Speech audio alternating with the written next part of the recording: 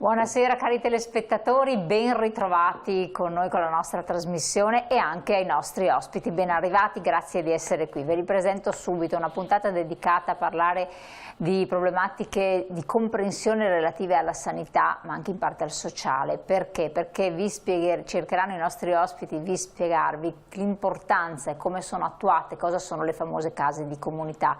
Più volte ne abbiamo parlato, ma bisogna fare un passaggio culturale, insomma rendere più comune possibile, avere più dimestichezza possibile dove ci sono, dove ci saranno con queste case di comunità, perché saranno un punto di riferimento fondamentale. Adesso capirete di cosa si tratta. Allora, ben ritrovato Gino Ferraresso del Dipartimento Sociosanitario dello CGIL del Veneto, grazie di esserci qui. Salve con noi. Aldo Marturano Sferra, segretario CGIL del Veneto, grazie anche a lei. Davide Gianella, vice sindaco di Piove di Sacco, anche a lei grazie. Con un passato di tanti anni, una decina d'anni di sindaco di Piove di Sacco, quindi competenza nell'amministrazione comunale e presidente del comitato sindaci dell'USL Euganea, quindi è addentro anche a queste questioni. Allora, parlare delle case di comunità, chi ci sta seguendo dicono che per cosa mi interessa, che cosa sono, dove sono. Alcuni magari vedono lavori in corso, in cartello scritto casa di comunità. Chiaro. Allora, intanto faccio un piccolo passo indietro, nel senso che le case di comunità arrivano perché c'è stato il PNRR, sì. In Italia arrivano 194 miliardi di euro, di cui 72 a fondo perduto e gli altri a prestito, quindi fra un po' dovremmo anche pagare, anche se sono a tasso agevolato. E questo PNRR sicuramente ha portato un beneficio al di là della sanità anche all'economia, perché sono insomma risorse importanti. Casa di comunità.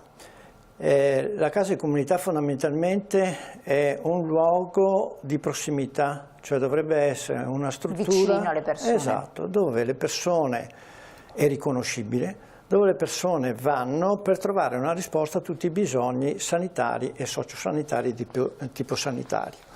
È una struttura pubblica, questo è importante dirlo, e si arriva a promuovere l'accesso attraverso il punto unico di accesso. Cosa vuol dire? Che una persona si rivolge prima di tutto a questa casa di comunità, ha un bisogno sanitario e anche io chiedo alla regia se ci mette il nome alla prima slide, che così già riassume questi concetti.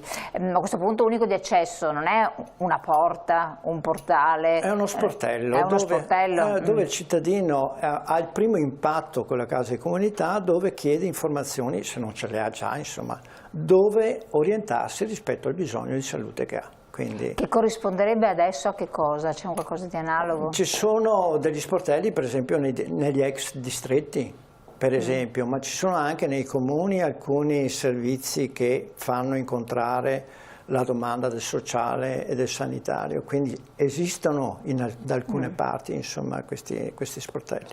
Quindi questo è l'obiettivo che si era dati con PNRR. L'idea qual era? Dopo il Covid tentiamo di rafforzare il territorio, quindi non solo l'ospedale, non solo i reparti di emergenza, ma anche strutture che al di là dei medici di medicina generale riescono a dare una risposta al cittadino, che fanno anche da filtro se si vuole al pronto soccorso. Noi sappiamo che abbiamo un grande problema, che è quello dell'intasamento del pronto soccorso, proprio perché manca un servizio territoriale. Nei casi meno gravi. Esatto. Interrompo un attimo perché così fermiamo qua alle slide, perché entreremo in Island, perché voglio chiedere all'amministratore comunale, nonché ex presidente eccetera, c'è qualcosa già attuato? C'è qualcosa di già attuato, sì. In Veneto attive dovremmo essere sulle 3/4 su 99, quindi siamo circa un 3% adesso. Pochine. Siamo completamente attuate, sì. Però bisogna fare una precisazione, se mi viene permessa. Per Casa della Comunità cosa finanzia il PNRR? Finanzia la struttura, l'involucro, il muro, chiamiamolo con un termine molto, molto semplice ma immediato, quindi ci viene pagato un po' a fondo perduto, un po' a debito, e noi entro il 30 giugno dobbiamo essere in grado di avere finito gli involucri. Quindi questo 3% è operativo, punto, ma tutto il resto entro giugno? Entro il 30 di giugno devono essere ultimate. Il termine iniziale sarebbe stato il 31 marzo, poi è stato spostato questo termine intermedio con una circolare del Ministero qualche mese scorso, credo, e quindi si arriva al 30 di giugno per finire i muri. Dopodiché bisogna darci un contenuto anche al contenitore.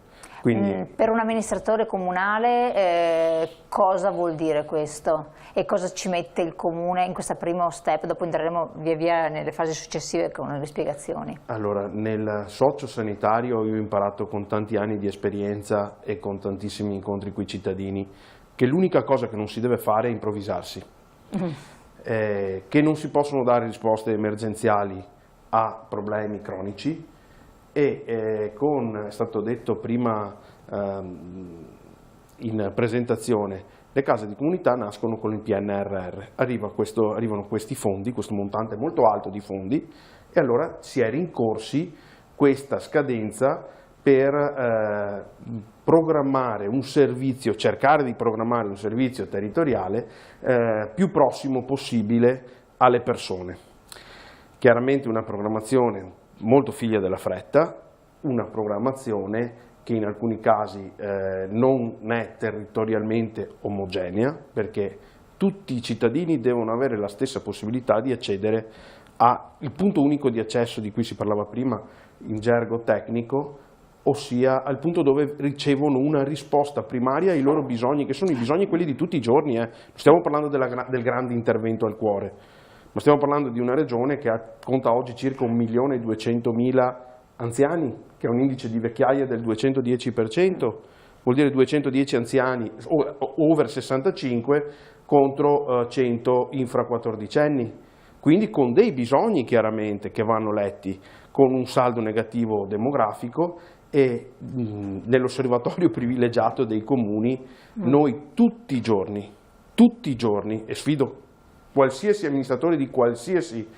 colore politico a dire il contrario, riceviamo richieste di aiuto da parte di famiglie che hanno il bambino e non riescono ad accedere al servizio pediatrico d'urgenza, e il problema dell'anziano cronico.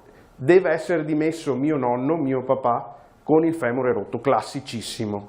Panico. Non sappiamo come. E allora, i servizi che troviamo dentro una casa di comunità, lì dovrebbe esserci l'integrazione, cioè il territorio, fisicamente vai lì, adesso parleremo del personale, e dovrebbero darti la soluzione a questo dilemma più o meno. Io dovrei arrivare lì e trovare una risposta, una programmazione a un mio bisogno, per esempio l'assistenza domiciliare, certo, la programmazione di un'unità di valutazione multidimensionale, un termine. Tutto lì, perfetto. Lo trovo e lo attivo attraverso quel canale. Ecco, quindi vuol dire che lì dentro devo trovare specialisti, infermieri, medici, personale amministrativo per far girare la macchina, non dimentichiamocelo mai.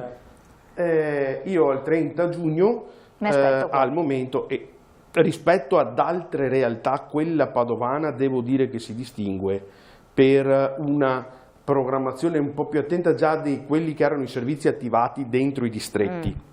I distretti erano a un livello mediamente rispetto ad altre zone del Veneto, Veronese, Rodigino, Bellunese o anche qualcosa del veneziano un po' più avanzato da un punto di vista dell'integrazione socio-sanitaria.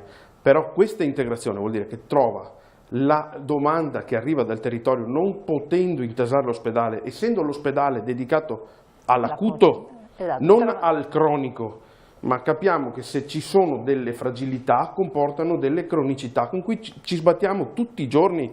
Quindi, il femore rotto dell'anziano è l'esempio più classico. Perfetto, quindi qua abbiamo centrato la questione. Diceva, dopo ritorniamo ad avanzare a spiegare, però in modo che diceva sono vuote, sono i muri, quindi nei comuni stanno costruendo queste strutture. Chiedo scusa, interrompo, la regione con fondi regionali gestiti dalla regione, e non transitano attraverso i comuni questi fondi. Ecco, infatti quello volevo dire, non transitano. Non transitano attraverso i comuni. I comuni hanno avuto un'informativa e nel giro di un mese si sono dovuti esprimere su quelle che erano le sedi. Questa è la programmazione che è stata condivisa a suo tempo con i comuni. Eravamo post-Covid, cioè un'epoca molto complessa, se ci ricordiamo la genesi, e quindi è stata più o meno, bisognava approntarlo in un mese. C'era sia questo sia la missione 5 per quanto riguarda gli altri bisogni. E dopo la vediamo anche insieme. Mi ricordo ancora a suo tempo che ne parlammo di questo, è importante per l'amministratore comunale che ha avuto anche un'esperienza, perché voi lamentaste il fatto, sì, chi ci mettiamo dentro? Si ricorda, segretario? Il tema è questo, perché rischiano di essere, ed è questa la definizione più ricorrente, scatole vuote.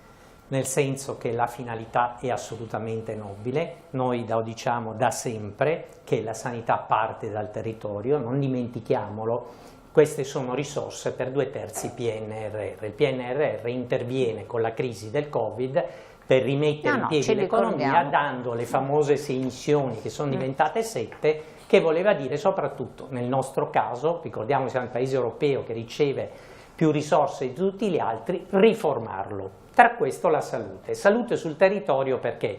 Perché il territorio è l'avamposto, è quello che se funziona in caso di un'epidemia risponde meglio, evidentemente, per le ragioni che sono state spiegate prima. Per farle funzionare, queste sono risorse, come diceva Gianella prima, sostanzialmente 2/3 PNRR, 1/3 regione e poi qualcosina, poco, lo Stato e altre fonti. Ma il grosso viene dalla regione per 1/3, 2/3 risorse europee. Ora, il tema vero è poi per farle vivere queste case di comunità ci vuole il personale.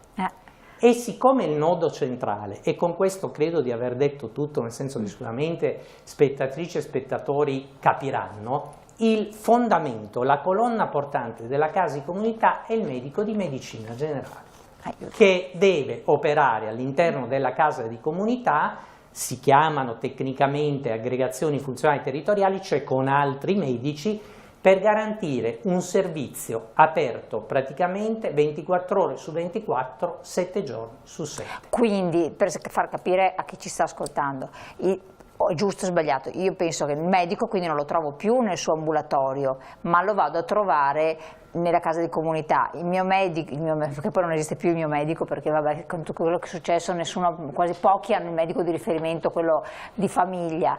Il medico che mi segue potrebbe essere uno, l'altro, il terzo e il quarto nella casa di comunità, è così? Allora, il medico io lo posso trovare sia nell'ambulatorio che nella casa di comunità. La casa di comunità dà quella risposta praticamente immediata, di prossimità, per cui io non vado al pronto soccorso, vado lì e chiaramente non trovo il mio medico, trovo un'equipe di medici che si turna e chi trovo ovviamente si fa carico.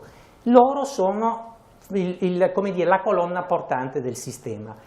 Ne sappiamo qualche cosa, ne mancano, dice la Fondazione Gimbe, 750. 40% posti andati vacanti nei percorsi di specializzazione per diventare medici di medicina generale, 1/3 di questi ha più di 55 anni e già sono carenti. E voglio dire, qui ci sono delle mancate riforme che partono da lontano, il tema dei temi. Adesso non voglio monopolizzare la discussione, ma il tema qual è? Che se nella sanità non investi risorse e le vai a prendere dove ci sono, questa favoletta che siamo il paese indebitato che ha però la più alta evasione fiscale, stranamente la Francia ci mette il 9% del prodotto interno lordo, la Gran Bretagna il 9% del prodotto interno lordo, la Germania il 10%, noi ci mettiamo il 6% e siamo in calo, arriveremo al 5% fra 2 anni. Come puoi farla funzionare una sanità se non ci metti nelle risorse? E potrei continuare, perché ma intanto ci interrompiamo qua, e poi il personale infermieristico, poi tutto il resto. Adesso ci arrivo, alla prossimo giro ci arrivo. Allora, per attuare tutto questo bisogna che queste case di comunità, di cui abbiamo spiegato bene anche operativamente di cosa si tratta, ma entriamo ancora più nei dettagli, devono avere degli standard, giusto? Cioè non è che possono essere fatte così. Esatto. Quali sono questi, cosa sono questi standard? Allora, intanto e dove si trovano a queste case di livello comunità? nazionale sono stati fissati per fortuna questi standard, perché si correva il rischio, come succede molte volte in Italia, che poi ogni regione si inventava qualche cosa. Quindi c'è un decreto ministeriale che stabilisce intanto una suddivisione delle case di comunità in 2 tipologie. una hub che dovrebbe essere fondamentalmente dovrebbe essere la struttura principale, mettiamola così, e poi un'altra che si chiama spoke, che invece è una struttura un po' più piccola, ma che comunque dovrebbe dare i servizi. Se andiamo all'altra slide. No, Casa della Comunità Hub, una ogni 40.000 o 50.000 abitanti, esatto. Invece 7-11 infermieri di comunità o famiglia sempre in queste case comunità Hub. Spoke invece sono ambulatori. Di sicuro ci devono essere i medici di medicina generale. 40.000 abitanti, chiedo un secondo perché proprio per renderci conto, il comune di Pieve di Sacco, per chi lo conosce, è grandino. Quanti abitanti ha? Il comune di Pieve di Sacco fa 20.500 abitanti. Quindi niente hub? E ha un hub perché... copre un territorio. Ha un territorio, un bacino. Ha un bacino oggi di Lassa Cisica ha circa 80.000 abitanti. Ok, però vuol dire che non in Pieve di Sacco c'è questo hub. E a Ponte Longo c'è uno spoke. Ruota e mozzo, Ponte Longo c'è un altro, quindi quelli di Ponte Longo andranno allo spoke, per le situazioni più gravi afferiranno all'hub, devono andare più non è gravi. Allora, se guardiamo questa tabella qua, sempre a livello nazionale, hanno diviso i servizi tra case di comunità, hub e spoke, ma se guardiamo fondamentalmente i servizi sono quasi tutti uguali. Quello che fondamentalmente cambia è che nella casa di comunità spoke non ci sono i servizi diagnostici di base, non c'è la continuità assistenziale, che vuol dire la guardia medica, e non c'è il punto prelievi. Altra differenza è che invece la casa di comunità spoke funziona 6 giorni su 7 col personale medico e 6 giorni su 7 sempre col personale infermieristico, invece quella hub 24 ore su 24, 7 giorni su 7. Ma come vedete qua ci sono tantissimi, come diceva prima il sindaco, servizi da erogare, cioè questo diventa, sarebbe sbagliato dire un piccolo ospedale perché non è questa cosa qua, però sicuramente dentro a questa struttura si trovano tutti quei servizi che fondamentalmente danno una risposta immediata a dei bisogni, diciamo, che non siano gravi. Certo. Mettiamola così. Perfetto, benissimo. Adesso torno all'operativo. No, perché poi bisogna vedere. Quando io dico servizi di diagnostica di base, che a tanti dice caspita, diagnostica di base, dice, liste d'attesa eterne, eccetera, quindi vuol dire che una radiografia, un elettrocardiogramma di base, anche quello, una ecografia di base, cioè quei servizi che nascevano perché avrebbero dovuto avere quelle medicine di gruppo integrate con gli infermieri, con alcuni piccoli servizi diagnostici che però per risorse carenti, però io sulle risorse carenti non sono così d'accordo, perché diceva prima Aldo Marturano, ha parlato di numeri, quelle sono scelte, la politica si fa con le scelte, si sceglie di privilegiare una materia anziché un'altra, è una scelta, poi su quella si chiederà conto al cittadino al momento del voto. Per me, per quanto mi riguarda, noi come Piove di Sacco, ma parlo del mio comune ma come esempio, abbiamo deciso, siamo un comune, sono usciti sul decreto di ripartizione per quanto riguarda gli ambiti territoriali sociali, altro tema, nel sociale, e siamo uno dei comuni della provincia di Padova che investe di più nel sociale dopo Padova. Questo vuol dire investire oltre 3 milioni e si chiama scelta. Scelta, perché la stessa cosa sarà sulle case di comunità. Come investire il personale, come utilizzare i medici di medicina generale, come trovare l'alleanza con quelli che ci sono, perché mica gli si può chiedere di prendere in carico 2.800 o 3.000 pazienti per poi andare, perché non si riesce a fare né l'uno né l'altro, non si riuscirà. Il personale di segreteria per la ricetta ripetitiva, perché tutti noi, io sono allergico, ho una ricetta ripetitiva degli antistaminici, se quel servizio noi potessimo compartecipare alla spesa della segreteria amministrativa del medico di medicina di base, lo sgraveremo per esempio di alcune altre funzioni, si dedicherebbe con più tempo alle visite, ma si chiamano scelte queste, insomma. Torniamo su questo discorso sempre col segretario Martorano, però pochi secondi di pubblicità, quindi restate sempre con noi, non è finito lo spiegone perché in realtà bisogna comprenderlo bene, tra poco.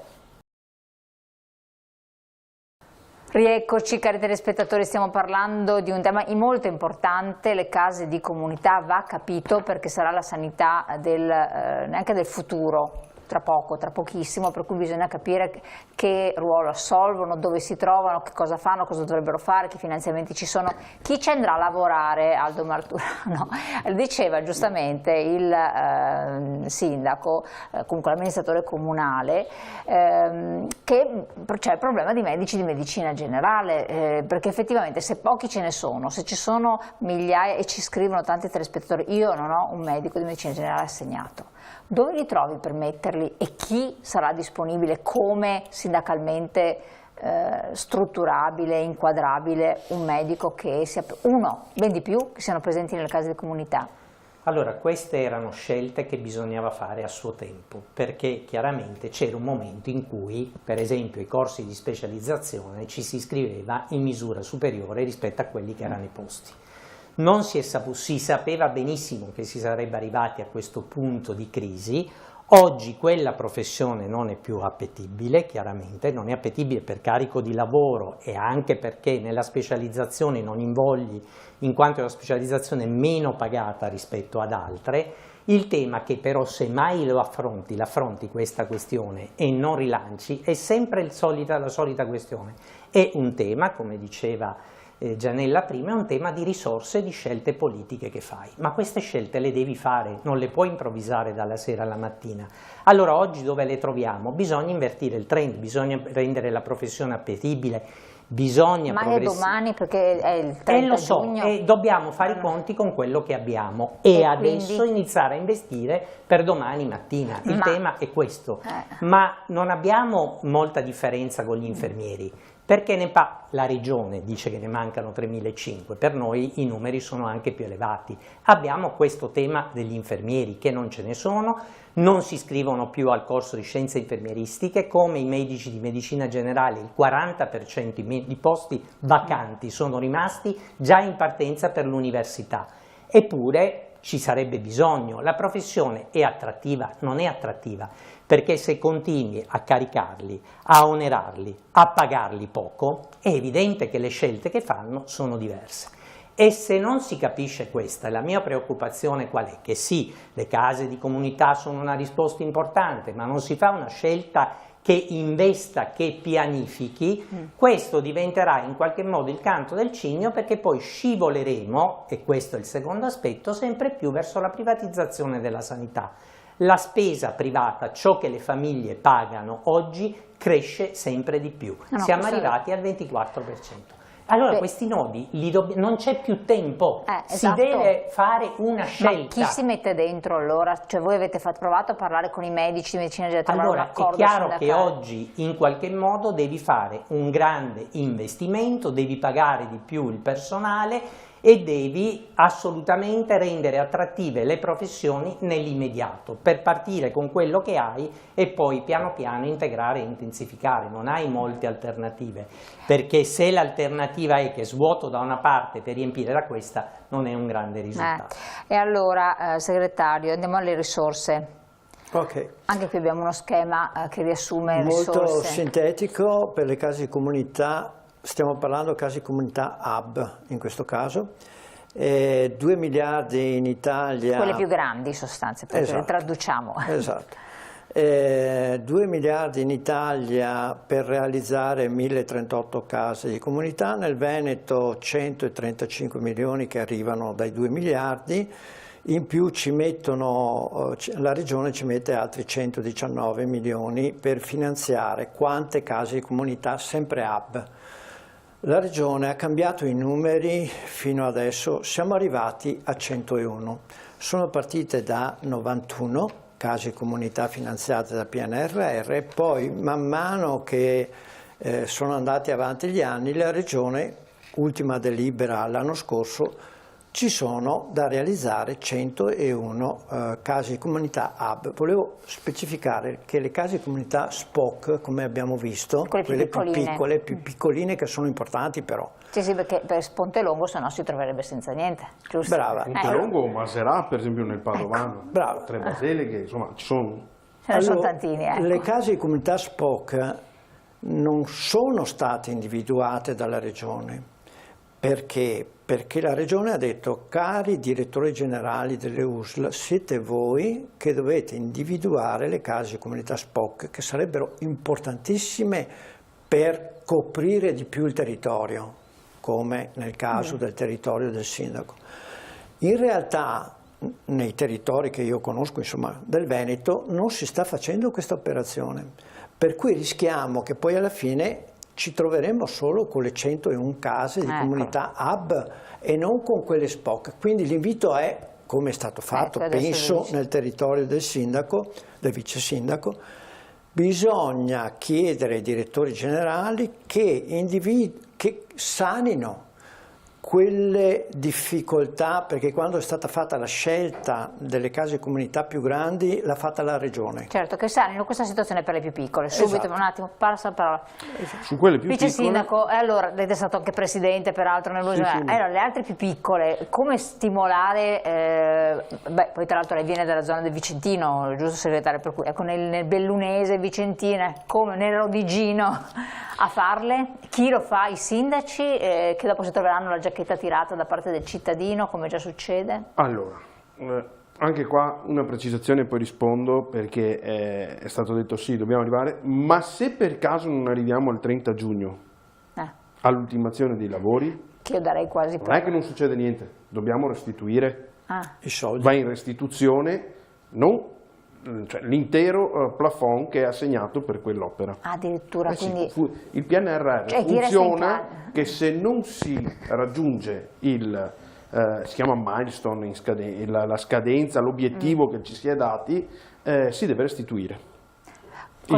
Funziona proprio così, quindi ecco perché si batte molto sulla rincorsa dei tempi, tutte le progettualità PNRR. Ma quindi voi amministratori comunali state con il fiato al collo alle imprese di costruzioni, ecco, perché stiamo parlando, come gli appalti in questo caso non li abbiamo fatti noi, ma li ha fatti l'USL in quanto ente strumentale della Regione, perché tutte le case di comunità, essendo un'integrazione socio-sanitaria, sono rientrati in quella missione 6 del PNRR, quindi missione salute e sanità, quindi non in capo direttamente ai comuni, perché ai comuni compete il sociale ed eventualmente l'integrazione socio-sanitaria. Sì, però se non vengono fatte... certamente, quel territorio, su questo si era anche innestata una discussione per quanto fosse stata ristretta nei tempi, perché per tutte le strutture intermedie, vuol dire ospedale di comunità, vuol dire case di comunità, in più tutte quelle che sono previste, serve il parere dei sindaci per la loro dislocazione.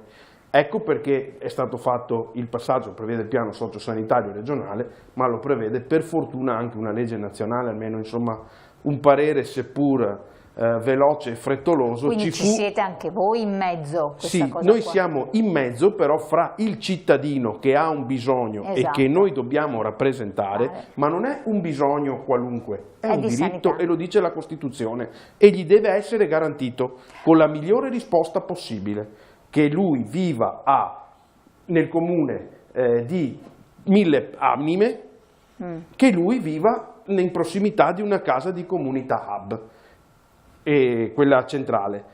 L'hub di Piove di Sacco è un distretto che era organizzato bene e che è stato poi trasformato in casa della comunità hub. Ma la scommessa è garantire a tutte, io penso, mia mamma che ha superato i 70 e comincia ad avere delle necessità, quante persone, soprattutto nei paesini, che si desertificano perché i giovani vanno via, perché i figli lavorano, e abbiamo degli anziani da soli.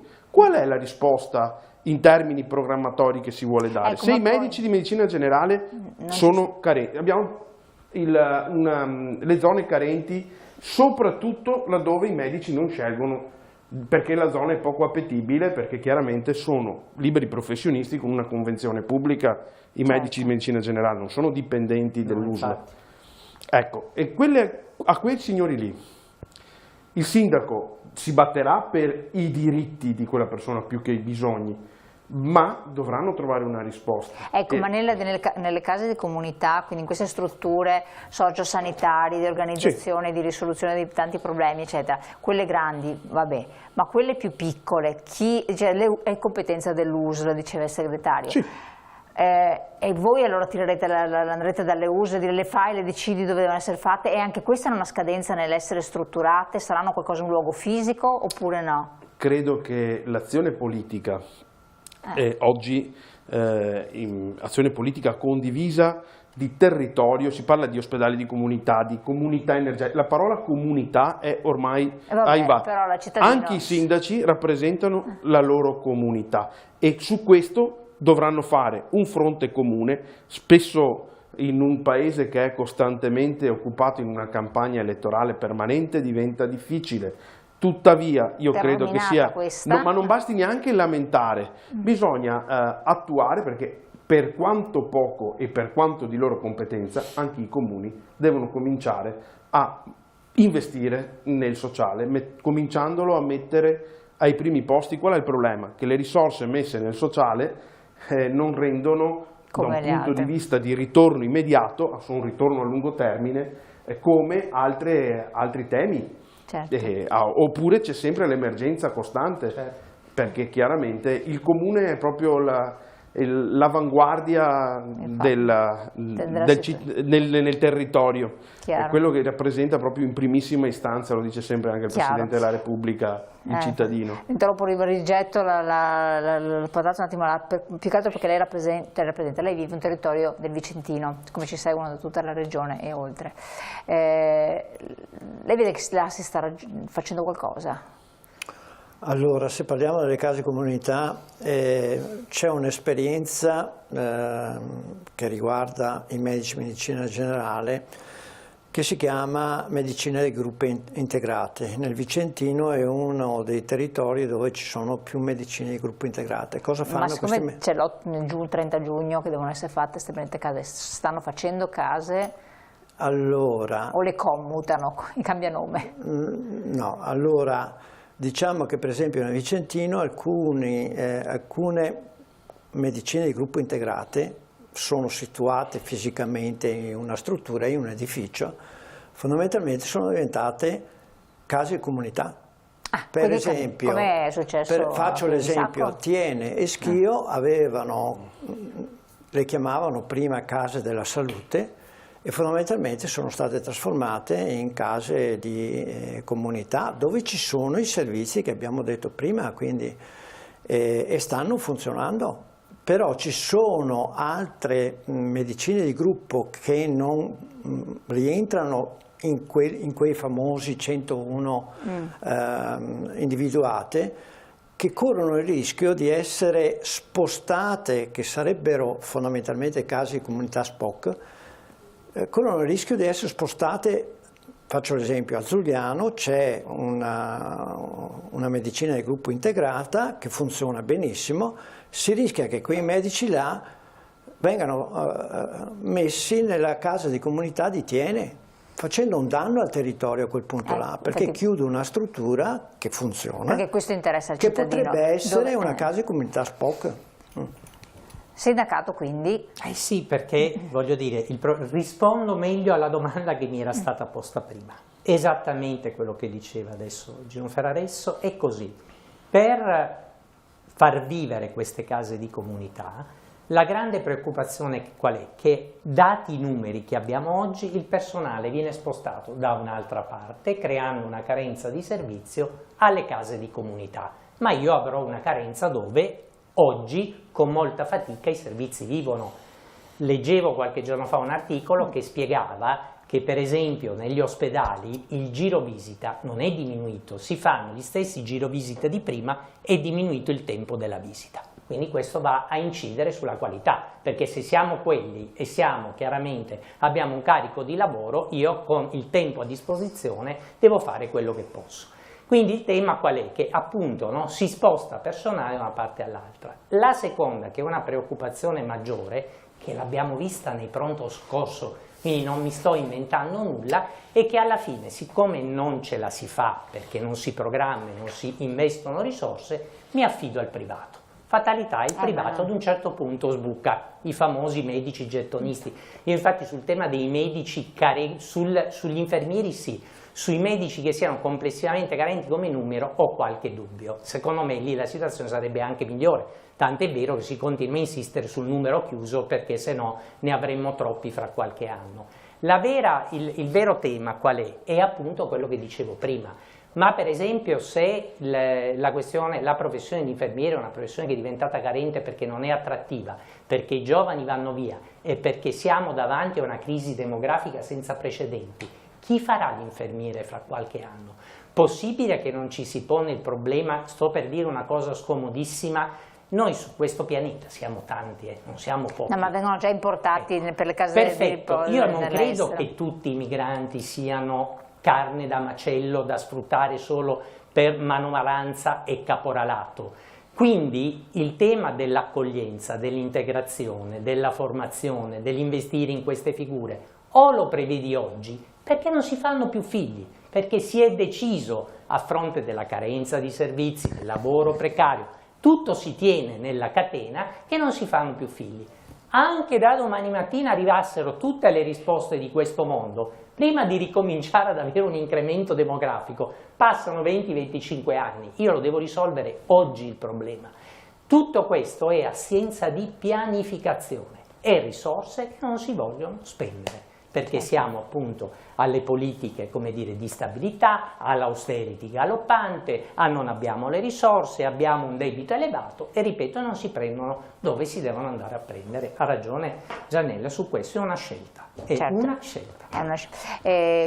Tornando qui proprio per procedere avanti nella spiegazione, le case di comunità previste in Veneto, qua abbiamo anche una slide, sono per ogni territorio, ce ne sono un tot, giusto, a seconda della popolazione. Eccole qua, vediamo appunto la slide. Ci spieghi un attimo rapidamente. Ma velocemente qua ci sono i territori e, come dicevo prima, stiamo sempre parlando delle case di comunità più grandi, quelle hub, quindi a seconda dei territori ci sono tot numero di case di comunità. Avevamo detto prima che la casa di comunità hub dovrebbe coprire un territorio tra i 40 e i 50 mila abitanti, come vediamo la media è 48 mila nel Veneto, però ci sono alcuni territori che sono più appesantiti, Treviso e Vicenza, che hanno una casa di comunità ogni 50-51 mila abitanti, invece altri territori che ne hanno un po' meno. Detto questo, a me premeva, si parlava prima di risorse di personale. Allora, per quanto riguarda il personale, non dobbiamo mai dimenticarci che siamo ancora in una fase che ce la portiamo avanti da 15 anni, di blocco delle assunzioni del personale sanitario. Cioè, siamo fuori di testa. Cioè, quando i bisogni sanitari di un paese come il nostro, che ha, come ha detto prima Aldo, una popolazione anziana, che significa anche cronicità, tu non puoi bloccare la spesa del personale sanitario. Noi abbiamo un problema grande. Chiudo sempre rispetto alle risorse. Guardate che però, quindi c'è un blocco delle assunzioni parzialmente, diciamo, tolto negli anni, però non di tanto. Però una finanziaria, anzi l'ultima finanziaria del governo Draghi stanziò risorse proprio per le case di comunità e anche per gli ospedali di comunità, svincolati dal blocco delle assunzioni. Quindi la Regione Veneto al 2026 ha ricevuto 46 milioni più 15 milioni, 16 milioni di risorse per assumere personale al di là del blocco delle assunzioni. Ora, domanda, abbiamo cercato di saperlo dalla Regione ma non abbiamo avuto risposte. Questi soldi sono stati spesi e se sono stati spesi dove sono andati? Perché dovrebbero andare per le case di comunità. Delle due una, o questi soldi sono stati spesi per potenziare i servizi nell'ospedale, perché anche nell'ospedale non ce la fanno più, oppure non sono stati spesi. Certo, allora, vabbè, non abbiamo qui un interpello regionale, per cui adesso vediamo se il sindaco riesce a dare una risposta, però in base all'esperienza pregressa di competenza, un attimo solo interrompo, diamo in pubblicità qualche secondo e poi cerchiamo di trovare la risposta e concludere un po' questo tema che comunque è abbastanza importante ma anche spinoso. A tra poco. Allora, riprendiamo un po' il tema che è cruciale.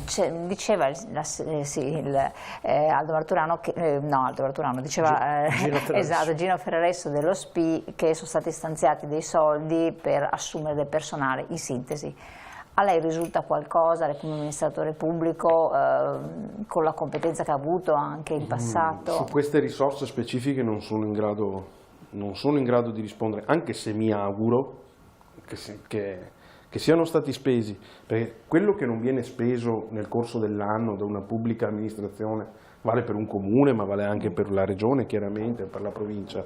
Quello che viene messo dentro il contenitore bilancio, chiamiamolo, e non viene speso entro dicembre, poi viene congelato e può essere utilizzato solo dal maggio successivo. Quindi sarebbe un peccato se non fossero stati spesi. Anche perché c'è sempre il problema delle liste d'attesa, quello resta sempre un...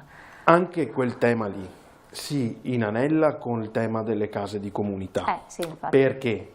Perché se io alcuni esami ripetitivi, alcuni esami di diagnostica di base si chiama, quelli che uno deve fare ogni anno, ogni 6 mesi, chi è sotto controllo, o pensiamo alle sorveglianze sanitarie, cioè ho avuto una malattia che prevede un determinato percorso. Pensiamo a quello che potrebbe essere fatto con la diagnostica di base, smaltendo quello che è la pressione sulla struttura sanitaria, perché i medici che fanno il giro visite di cui si discuteva prima sono anche quelli che fanno l'ambulatorio alla mattina, e che poi qualcuno va anche in sala operatoria. Quindi se la sanità e il sociosanitario, ma lo ripeto, è una programmazione, se la programmazione è buona posso provare ad avere una risposta efficiente ed efficace. Se non ho una buona programmazione, o peggio, non ce l'ho e mi improvviso, poi subisco degli effetti non voluti, annunciati, che però nel momento in cui si verificano hanno una difficile risposta, perché tutto ha bisogno di un tempo per essere rimesso a regime. Abbiamo fatto l'esempio dei medici di base prima. Io credo che la grandissima scommessa, una delle principali scommesse, tutti parlano di welfare, tutti parlano si è allungata l'età media, abbiamo aumentato il benessere, però abbiamo un Veneto da cui i giovani vanno via. 15.000 giovani sono andati via l'anno scorso. Il rapporto è quello rapporto statistico della regione pubblicato a dicembre, quindi non mi sto inventando i dati. Se i giovani vanno via, mi rimangono gli anziani e ho una crescita che è intorno allo 0,5-0,6% del PIL, perché noi riusciamo, un paese cresce, cioè un paese, investe, riesce ad avere risorse nuove se cresce, ma se non cresci e ho sempre quei due panieri di risorse, o erogo meno servizi, o taglio e quindi risparmio, o faccio delle scelte diverse. Avevamo chiesto come sindaci di un intervento per quanto riguardava l'aumento per le rette per gli anziani attraverso il meccanismo dell'IRPEF, che la Regione Veneto ha deciso di non, su cui ha deciso di non far leva, perché non mettiamo le mani in tasca, ma la gente, se si spiega che i 20 euro, 10 euro che vengono chiesti all'anno al signor Mario Rossi contribuiscono anche al papà di Mario Rossi o allo zio di Mario Rossi che avrà dei bisogni socioassistenziali a trovare una risposta adeguata, io credo che il signor Mario Rossi non obietti alcunché. E alla fine, anche da un punto di vista di consenso, siccome la politica è rendicontare, una scelta ben spiegata, motivata, è parte della programmazione, quindi Basta non bisogna avere paura di fare scelte impopolari. Certo, bisogna però portare i risultati, che le persone certamente. vogliono i risultati, perché se io penso che ogni volta pago, ma poi ho la lista d'attesa eterna, non trovo il medico di medicina generale perché non ce l'ho, non trovo questo, non trovo quello, alla fine mi stanco anche perché dico devo anche far fronte privatamente, anche no. Faccio fronte privatamente, chiedo scusa se interrompo. E pago la retta che aumenta sempre di più, anche no, perché alla fin fine tirano ma sempre non tutti fuori. possono permettersi il pagamento di Esatto. 200-300 euro all'anno, non tutti possono permettersi Certo. il pagamento di una sanità privata o la visita privata per il figlio, No, ma deve, o la essere, visita deve privata. essere sempre garantito, perché se ma così oggi non nel è. nostro paese succede che paghi di più tasse, questo è stato Balzellini e Balzelletti, però poi non hai un servizio superiore. Alcuni pagano, come? non tutti, alcuni pagano. non tutti, perché Esatto. è un E qui entriamo. principio di solidarietà, però quelli più furbi, che hanno anche più risorse, e la nostra Costituzione prevede un sistema progressivo per cui più hai più contribuisci, invece non contribuiscono. Questo nodo, se non lo risolviamo, non ne veniamo fuori. E questo qua torniamo a un aspetto anche un po' politico, però noi non vogliamo parlare di politica, vogliamo parlare ai nostri telespettatori di stato avanzamento dei lavori, cioè a che punto siamo? Allora, lo stato di avanzamento lo dice molto. Allora, questi sono dati che sono stati raccolti dalla piattaforma Regis, che è la piattaforma della Ragioneria Generale dello Stato, che ha il compito di monitorare lo spesa e il raggiungimento degli obiettivi rispetto al PNRR. Quindi, come dire, sono dati che hanno una loro ufficialità. E la situazione è questo: su 94, perché in realtà da PNRR sono 95 le case di riposo, i casi di comunità che si stanno realizzando con quei fondi, in Veneto lo vediamo, 60 sono in ritardo di esecuzione, vuol dire che non sono ancora concluse fisicamente le strutture. Però e solo 34 30 sono giugno. concluse, di cui 12, possiamo dire 13, concluso anche il collaudo, e 21 invece che sono ancora in ritardo. Le altre sono da finire. Da considerare che la stragrande maggioranza, rispondo alla domanda che ponevi, sono solamente 20 di nuova realizzazione, il resto infatti, sono ristrutturazione, commutate, no? ampliamento, manutenzione. Quindi 20 proprio ex novo, cioè mattoncino per mattoncino sono fatte le altre no, le altre sono esistenti.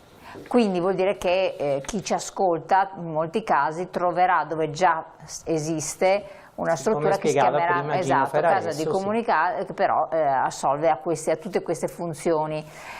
I servizi obbligatori che sono stati attivati a tutto il 2025, quali sono? Allora, la Regione Veneto dice che in qualche modo sono 3 gli ambiti che devono essere garantiti, ossia la presenza del medico di medicina generale, come dicevamo prima, con quelle caratteristiche, l'assistenza specialistica, perché appunto queste realtà sono molto articolate, quindi il medico di medicina generale non può sapere tutto, ha bisogno dello specialista a domanda risponde, lo può fare fisicamente, lo può fare tramite teleconsulto. E poi la diagnostica è chiaramente una diagnostica che va dagli esami del sangue fino appunto all'ecografia, all'elettrocardiogramma, eccetera. Questo è il cuore. Poi dentro devi avere per esempio le cure domiciliari, devono fare capo alle case comunità, per le ragioni che dicevamo prima, da tenere conto che noi, a fronte della carenza che abbiamo sin qui descritto, abbiamo praticamente la generazione degli anni 60, che è quella del boom demografico, al contrario, che ormai ha raggiunto e sta superando i 60 anni, quindi fra una decina d'anni ci sarà un bisogno di salute molto molto importante. Il fatto che le case di comunità debbano in qualche modo essere il centro delle cure domiciliari è importante, ma soprattutto, tanto per far capire come funzionano, devono garantire una sorta di essere in rete perfino con le cure palliative, la terapia del dolore, gli ospedali di comunità, che sono quelle strutture a metà, no? Tra l'ospedale e il centro servizi e la casa di riposo, dove in qualche modo la persona viene accolta, ha un periodo in cui viene seguita terapeuticamente e poi o ritorna a casa o va nel centro servizi, l'ex casa di riposo, o ritorna in ospedale. E quindi voglio dire, sono tutte strutture che devono essere in rete tra di loro. e anche qui si fa riferimento, passa tutto attraverso le case di comunità. Le case di comunità devono garantire per esempio le prenotazioni, quelle che oggi facciamo al CUP, si passa anche attraverso le case di comunità per poterlo garantire, fino a tutta una serie di servizi che sono definiti raccomandati, non obbligatori, e pensiamo al consultorio, pensiamo alla salute mentale, che secondo noi invece dovrebbero, come dire, bisogna davvero lì accendere un faro, perché soprattutto se penso alla salute mentale, penso al disagio giovanile, è impressionante quello che sta accadendo. Prima di sentire anche un attimo il sindaco cosa dice al riguardo, ci sono, e completiamo un po' il quadro, dati sui servizi obbligatori, cosa che vi risulta attivo allo stato attuale, segretario?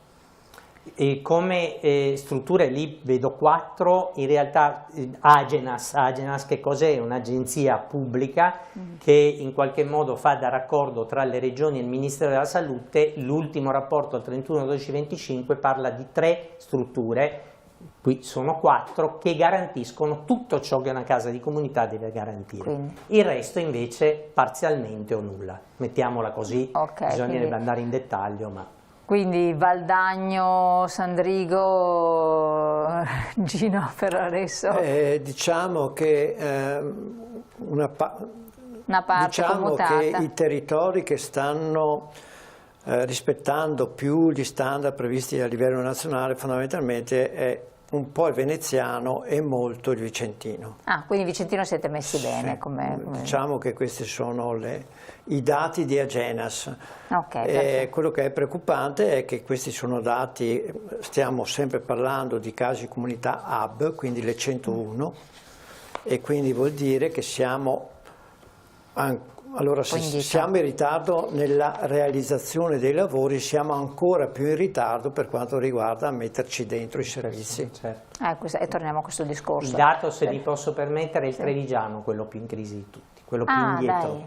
Il trevigiano, che di solito invece sono messi bene. Insomma, sempre dati Regis, quelli che citavo infatti qua sono dati che vengono citati sono dati da una inconfutabili. fonte. Semmai Regis, come dire...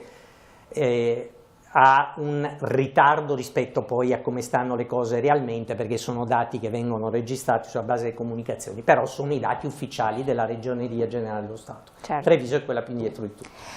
Lei che è stato presidente con il comitato sindaci dell'Usle Euganea, com'è la zona dell'Usle Euganea? L'Usle Euganea, e dopo mi piace citare in questo contesto un medico che qui a Padova ci ha creduto molto e che non è più con noi, che è il dottor Piero Realdon. Lui sull'organizzazione della medicina territoriale era stato il coordinatore di tutti i direttori di distretto sociosanitario dell'Euganea, è prematuramente scomparso. Io con lui ho lavorato molto e devo dire e ci dicevamo sempre, sì, ma queste cose non possono dipendere dalla buona volontà di un medico o di un altro medico. Questa deve funzionare anche se tu sei in vacanza, anche se tu ti ammali un anno, anche se... E torno sempre, perché dopo alla fine si ritorna sempre al punto di partenza, si passa sempre, il via è la programmazione, è la pianificazione.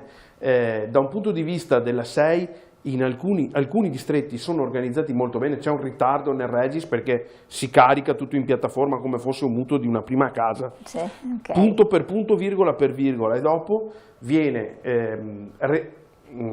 ricevuto da parte della ragioneria, verificato e bollinato per Stato, quindi ci sono più passaggi, quindi dal momento in cui io carico un dato al momento in cui mi scatta il bollino verde di rendicontazione possono passare anche alcuni mesi, lo dico per esperienza, insomma, perché abbiamo anche noi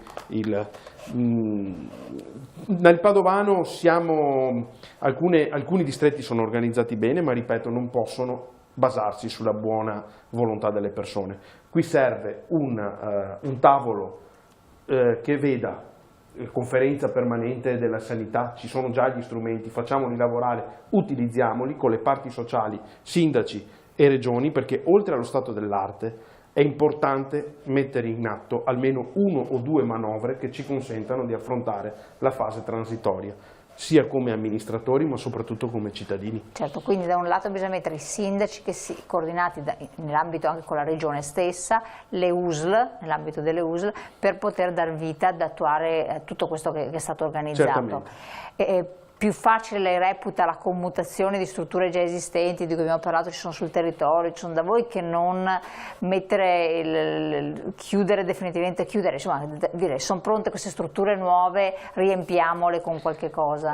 Prima di riempirle, cioè, tutti questi servizi oggi si basano su un punto informatico, c'è una centrale operativa, ci sono un'infrastruttura informatica importante che deve tenere in piedi questo sistema, deve essere messo in una rete. Quindi non è semplicissimo. Non è semplice, quando si dice ritardo, poi colmarlo è difficile. Quindi io spero che intanto si arrivi con il termine corretto per quanto riguarda centrare l'obiettivo del 30 giugno per i muri. Ma il 1° di luglio noi dobbiamo già sapere qual è la programmazione del 1° di luglio 2026 al 31 dicembre 2026 e via a semestri, già programmarli, perché non possiamo permetterci di tagliare il nastro di un'etichetta con una scatola vuota, perché avremmo fatto un disservizio ai cittadini. E nel frattempo? E nel frattempo chi continua a avere bisogno avrà sempre più bisogno e mi dispiace dirlo, però ci sono dei diritti che non vengono adeguatamente tutelati. Grazie Vice Sindaco, una battuta di chiusura a questo punto, lo Spicigel rappresenta le parti fragili di cui ha fatto cenno più volte. Io mi collego a questa battuta finale, più volte detto dal Vice Sindaco, la necessità della programmazione. C'è una programmazione, faccio un esempio concreto. Abbiamo la programmazione delle case di comunità hub, bisogna urgentemente fare la programmazione delle case di comunità SPOC, solo in questa maniera riusciamo a essere a prossimità dei cittadini. E quindi voi sarete di stimolo perché tutto questo venga attuato, certo. Voi con il sindacato CGIL per quel che riguarda il personale e poi gli amministratori comunali per quel che è di loro competenza, perché ovviamente rappresentano, come diceva lei, la cittadinanza e tutti i cittadini.